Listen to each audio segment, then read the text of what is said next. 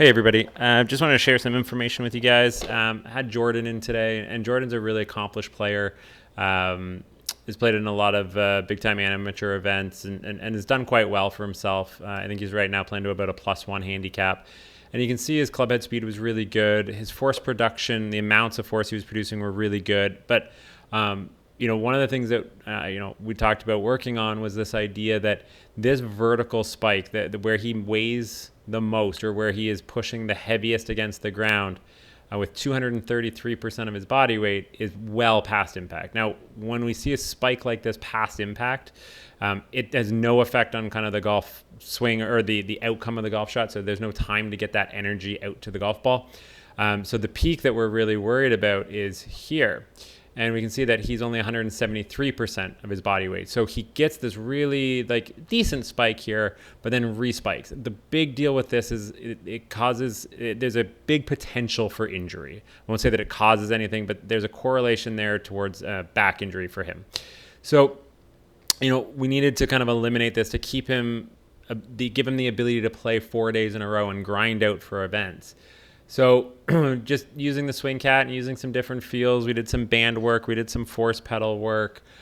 We got this peak to 209% of his body weight, or 211, sorry. So a little bit less than this peak, but we don't get the secondary peak, right? And that's going to keep him in a way better position, both in his back, and he struggles with some knee problems. And you'll see that the look here is very different, right? We get some extended look, we get some right side bend here. He's kind of staying in his front bend, not really going right. And we end up in a really different look.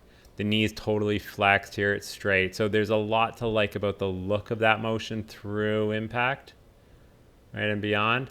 And then for me, it's all about eliminating or reducing the risk of injury.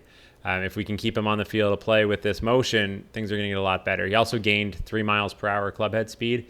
And, if we want to really nerd out on this, this allows him to start the golf ball right more often. And that's what we see here. So he gets to 314 yards carry up from 280, 4 feet offline versus 61 yards offline. And this was kind of the longest shot that he hit. And admittedly, he wasn't hitting it very good when he got here with driver.